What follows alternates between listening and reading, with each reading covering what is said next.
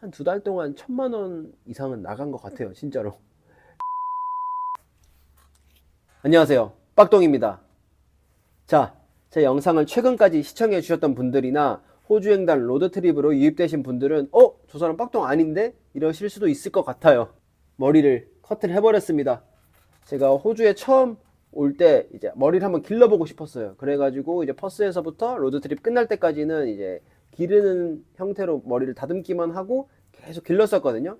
근데 이게 안 기르던 사람이 기르다 보니까 관리도 너무 힘들고 운동할 때 걸리적거리고, 그리고 뭐 외형적으로 좀 지저분해 보이기도 하고, 저는 저 나름대로 긴 머리가 어울리다고는 생각은 했지만 뭐 남들은 어떻게 생각할지 모르겠습니다. 그래서 그냥 머리를 확 잘라버렸고요. 이제 그것도 벌써 2달 전이에요. 2달 전. 제가 로드트립이 2달 전에 끝났거든요. 근데 이제 로드트립 영상 마무리는 며칠 전에 완료했고, 오늘은 그 호주 횡단 로드트립의 뒷이야기를 한번 해보려고 카메라를 켰습니다. 어떤 걸 얘기해 볼 거냐면은 이제 로드트립 준비할 때 들었던 대략적인 비용, 그리고 로드트립 하면서 들었던 비용, 그리고 이제 총 주행 거리, 그리고 로드트립의 장단점, 이런 거를 조금 얘기를 해볼까 합니다. 제가 일단 호주 횡단 로드트립을 마음먹은 계기는 제가 올 때부터 이제 퍼스에서 1년, 시드니에서 1년 이렇게 살 계획을 잡고 오긴 했습니다. 근데 퍼스에서 살다 보니까 캠핑의 맛에 좀 빠지게 됐어요. 그래서 퍼스에 있는 동안에도 캠핑 용품을 막 구비하고 해서 이제 캠핑을 좀 다니다가 문득 든 생각이, 시드니까지 비행기로 가지 말고 차를 끌고 한번 가보면 어떨까, 이 생각이 들어서 그냥 생각만 했고, 그거를 실천할 수 있을까 생각했지만 뭐 실천을 했네요. 그리고 제가 지역 이동, 호주 횡단 로드트립을 하게 된 큰 이유는 이제 퍼스에서 한 10개월 정도 살면서 짐이 너무 많아졌어요. 그래서 이 짐을 다 처분하기도 너무 힘들고 귀찮았고, 또 생활에 필요한 게 많아요. 어차피 시드니에서 또 살 것들이에요. 그래가지고 그냥 차로 이동하자, 차에 실어가지고 가보자, 혹 무모하게 생각을 해서 도전했지만 결과는 성공했습니다. 그래서 제가 지역이동 로드트립을 준비하면서 든 비용들을 조금 설명해 드리면은, 일단 차량을 바꿨어요. 제가 원래 토요타 캠리 2003년식을 몰았거든요. 근데 그걸로 이렇게 호주 횡단을 하기에는 뭔가 리스크가 많았어요. 주변에 듣기에도 승용차로는 좀 힘들 수도 있다, 가다가 진짜 허허 벌판에서 퍼지거나 이러면 진짜 답이 없다, 이런 얘기를 많이 들어서 그래도 좀 크고 힘이 센 차로 바꿔야겠구나 생각을 했고, 그게 이제 포드 테리토리 2010년식이고, 이 차의 경우에는 크기는 이제 카니발 정도의 크기, 7인승 크기에다가, 그리고 6기통 3000cc로 알고 있고, 그리고 이제 4WD는 아니지만 AWD로 해서 그래도 뭐 4바퀴의 힘을 이용해서 갈 수 있는 차고, 차도 좀 큽니다. 그래가지고 어떻게 열심히 찾아보다가 그 차로 결정을 했어요. 그 차가 마음에 들어서. 그래서 차량 값으로 8,500만 원이 들어갔습니다. 그리고 이제 제가 루프탑 텐트, 그 텐트를 설치하기 위한 루프탑 렉, 이 두 개의 가격만 한 1,500불 썼어요.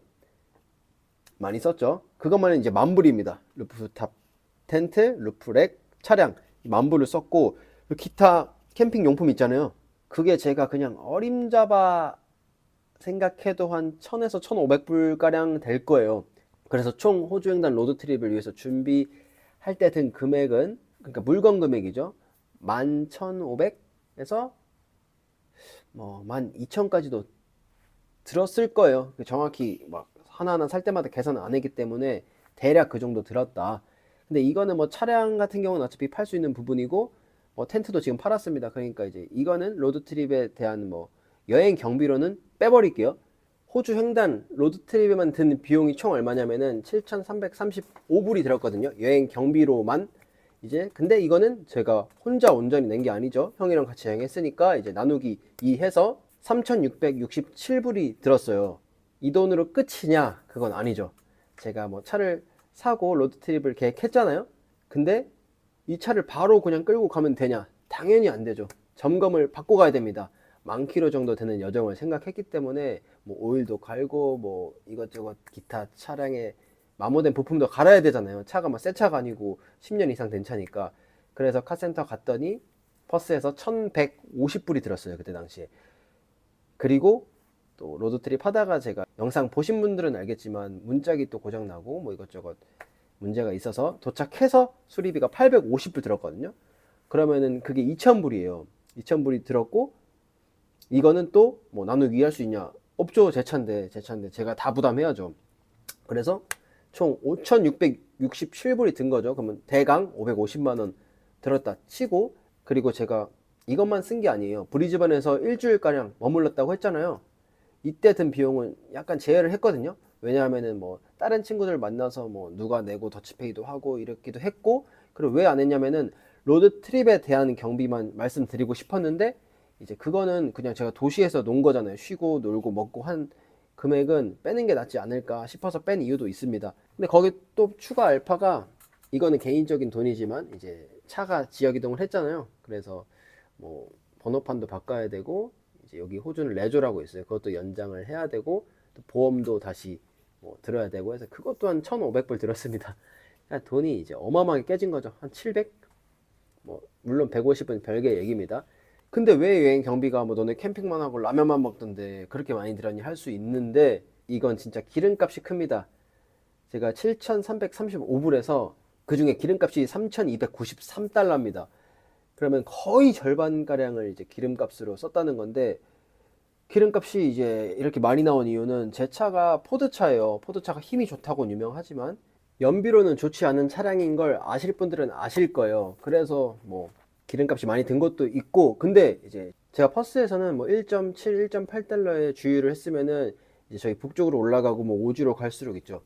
비싼 곳은 한 2.5달러씩 해요. 그러니까 한 50%씩 기름값이 뛰어버리는 거잖아요. 그러니까 그 기름값이 만만치 않아요. 만 79km를 타는데 3,293달러를 쓴 거니까, 그래서 금액이 좀 많이 들었다고 볼 수 있어요. 제가 뭐 진짜 비싼 투어도 거의 안 하고, 그리고 다 구석구석 지나온 것도 아니잖아요. 그냥 어느 정도는 치고 나올 때는 치고 나왔고, 근데도 이 정도 금액이 나왔습니다. 금전적으로 좀 많이 여유 있게 가셔야 구석구석 갈 수 있고, 그리고 좀 심적으로 안 쪼달려요. 저는 조금 쪼달려서 솔직히 말하면은, 와 이거 이렇게 나온다고 기름값이? 뭐 어디 가서 또 외식을 한 번 하면 뭐 100불씩 나오고 이러니까 여기서 좀 멘탈이 살짝 흔들렸습니다. 그리고 뭐 주행 거리나 돈 이야기는 여기까지 하고, 이제 호주 로드트립의 장점과 단점을 그냥 간단하게 말씀드리면은, 장점은 진짜 뭐 좋은 경험이죠. 경험. 여행이고 경험. 살면서 볼 수 없는 야생 캥거루, 야생 코알라, 그리고 캥거루, 코알라 말고도 다양한 야생 동물들이 많이 호주에는 서식하고 있잖아요. 그래서 그런 거를 실제로 보고 뭐 사진도 찍을 수 있었고, 영상에도 남길 수 있었고, 그리고 엄청 이쁜 뭐 계곡이라든지 바다라든지 이런 것도 눈에 담을 수 있고, 그게 뭐 여행의 장점이죠. 그런 경험을 할 수 있었고, 그리고 이제 친한 좋은 사람과 이제 좀 더 돈독해질 수 있었던 것 같아요. 마냥 좋지만 않았어요. 뭐 중간에 한 번씩은 다툼도 있었고, 뭐 좋은 시간이 더 많았지만, 그러면서 더 뭐 관계가 끈끈해지는 거니까. 그리고 이제 캠핑하면서 맛있는 것도 해 먹고 술 한잔도 하면서 이야기하고 이런 시간도 굉장히 좋았고, 이건 사람마다 성향이 다르지만 저는 새로운 걸 되게 좋아하는 사람이니까 너무 재밌었어요. 좋았고 즐거운 시간이었습니다. 그리고 뭔가 한국에 가서 이제 장거리 운전하면은 아무것도 아닐 것 같아요.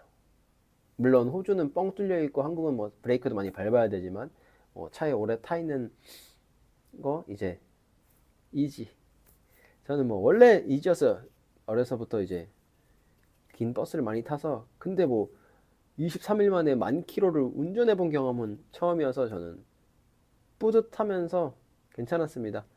장점은 뭐 이 정도로 간단하게 말할 수 있을 것 같고, 이제 단점으로 들어가면은 생각보다 운전이 피로도가 많이 쌓여요. 그러니까 크루즈 모드 넣고 그냥 핸들만 잡고 있는데도 이렇게 앉아서 이렇게 진동이 느껴지고 뭐 하다 보니까 피로가 많이 쌓이고, 이제 교체를 하고 뭐 앉아 있어도 차의 그 진동이나 뭐 타 있는 거는 똑같은 거니까, 이제 한 번씩 1,000km씩 운전하는 날이 며칠 있었잖아요. 그때는 밤에 캠핑장 도착하면은 뭐 빨리 먹고 자고 싶다 이런 느낌밖에 안 들더라고요. 근데 그게 조금 힘드니까 체력적으로 관리를 좀 잘 하셔서 로드트립 하시는 게 좋을 것 같고, 진짜 치명적인 단점이 뭔지 알아요? 살이 찝니다, 살. 제가 보통 성인 돼서 70kg를 잘 안 넘겼거든요. 근데 지금 70kg 넘어갔어요. 근데 제가 로드트립 직전에 발리에서까지는 안 그랬단 말이에요. 근데 로드트립 이후에 살이 좀 쪘어요. 그 이유가 뭐냐면은 운전을 하죠. 그럼 이제 졸리지 않기 위해서 초콜릿이나 뭐 이런 군것질거리를 사서 구비해 둡니다. 그럼 운전하면서 하나씩 까먹어요. 그런 칼로리도 엄청나지만 이제 제가 라면도 먹었고 뭐 고기도 먹고 그리고 밤에 뭐 맥주나 이런 것도 그 형도 술을 좋아하다 보니까 같이 많이 먹었습니다. 근데 먹은 거는 둘째 치고 로드트립의 진짜 단점이 활동량이 많이 없어요. 차에 앉아서 운전하다가 좋은 데 있으면 내려서 잠깐 구경하고 다시 차에 앉아서 또 한두 시간 운전하고 내리고 이게 다예요. 또 먹고 운전하고 이게 다다 보니까 와 이게 살이 찌더라고요. 근데 제가 뭐 30대가 돼서 좀 찌는 것도 없지 않아 있겠죠. 20대 때보다는 이제 30대 때 살이 잘 찌니까 그것도 있는데 무튼 이게 제일 전 치명적인 단점인 것 같습니다. 지금 빼려고 하는데 시드니에서 또 이제 일하면서 살다 보니까 조금 힘드네요. 그래도 운동은 다시 시작했습니다. 아까 뭐 비용 말씀할 때 말씀드렸던 것처럼 단점은 통장이 녹습니다. 돈이 쭉쭉 따라요. 저 처음에 로드트립 계획했을 때 1인당 한 3,000불이면 되지 않을까 생각했었는데 그거는 말도 안 돼요. 이제 뭐 로드트립을 얼마나 도냐에 따라 그리고 뭐 사람이 몇 명에 따라에 조금 다르긴 하겠지만 둘이서는 3,000불은 택도 없었습니다. 자, 발리 여행이랑 합치면은 한 두 달 동안 1,000만 원 이상은 나간 것 같아요, 진짜로. 그래서 지금 시드니 와서 열심히 일하고 있습니다. 그리고 제 직전 영상을 보셨던 분들은 아실 수도 있는데 제가 형한테 마지막으로 어땠냐 물어봤어요. 근데 형이 한 소감이 어때? 약간 위기도 있고 힘든 적도 있지만 다시 할까? 라는 생각이 드는 그래도 즐거웠어. 그래, 아주 좋은 추억이었어. 근데 한 번만 하면 좋을 여행 같아 이거. 한 번만 하면. 다시 또 할까라는 이야기를 하더라고요. 근데 그건 저도 공감합니다. 이게 왜냐하면은 솔직히 체력적으로 힘들고 근데 그 운전하는 거에 비해서 많이 막 즐길 거리가 없어요. 호주 위쪽으로 가면은 허 벌판이고 그냥 한 번씩 좋은 자연 잠깐 보고 이게 끝이란 말이에요. 그러니까 뭔가 사람들은 여행을 통해서 뭐 쉬는 여행도 하지만 보고 듣고 뭐 이런 자극적인 여행도 하잖아요. 근데 그런 자극이 거의 없어요. 저희는 운전하고 보고 밤에 둘이서 맥주 마시면서 뭐 넷플릭스 보고 뭐 이렇게 했는데 그게 한 4박 5일, 5박 6일이면 재밌지 이게 20일 동안 그러니까 조금 쉽지는 않더라고요. 그래 중간에 그래서 브리즈번에서 뭐 일주일 텀을 두고 쉰 것도 있어요. 그래서 저의 생각도 물론 뭐 나라가 달라지면 말이 달라지겠지만 이거 또 호주에서 할까? 라고 생각했을 때는 저도 글쎄 이제 한 번이면 족하지 않을까 합니다. 그리고 한 가지 더 이유가 그 서호주에서 출발해서 서호주 북부 쪽으로 갔잖아요. 그쪽이 파리 때문에 스트레스가 너무 쌓여요. 그 파리가 진짜 우리가 상상하는 그 이상이에요. 한국 여름에 뭐 파리 좀 날아다녀서 붓고 막 이거 절대 아니고 그냥 진짜 뭐 수십 수백 마리가 막 다 달라붙어 있고 등 같은 데는 그냥 무슨 진짜 공기 좋은데 별자리처럼 박혀 있어요. 그래서 그 파리의 공격 때문에 조금 힘들었어요. 뭐 차 문 잠깐 열었다 닫아도 수십 마리 들어와서 있고 그럼 또 그거 다 내쫓느라고 고생하고 밥 먹을 때도 다 달라붙어 있고 뭐 구경도 제대로 못하고 이래서 좀 힘들었어요. 형이 그것 때문에 진짜 더 힘들어 했죠. 저는 그나마 서호주에 파리가 많은 걸 알고 있었고 뭐 일하면서도 겪어봤으니까 그러려니 했는데도 힘들었는데 형은 처음 겪어보는 그런 상황에 좀 힘들었겠죠. 이렇게 해서 제가 이제 호주 로드트립을 하면서 뭐 드는 비용과 주행 거리 그리고 뭐 제가 느낀 장단점 이런 거를 간략하게 했나? 좀 또 길어진 것 같은데 한 번도 안 해보신 분들이라면 저는 무조건 적극 추천입니다. 그 대신 좀 5월 와서 일을 해서 돈을 좀 많이 킵해 놓은 다음에 하세요. 저는 이제 5월 와서 돈을 킵을 하긴 했지만 이제 차랑 이런 거 산다고 좀 많이 태웠어요 돈을. 그래서 5월 와서 아직까지 모은 돈 거의 없습니다. 이제 뭐 차는 팔면 되는 돈이고 하긴 하지만 저는 이제 뭐 5월 왔을 때 돈도 돈이지만 이런 여행과 경험도 하기 위해서 온 거기 때문에 이제 앞으로 돈은 모을 예정이고 이제 뭐 열심히 시드니에서 살아봐야죠.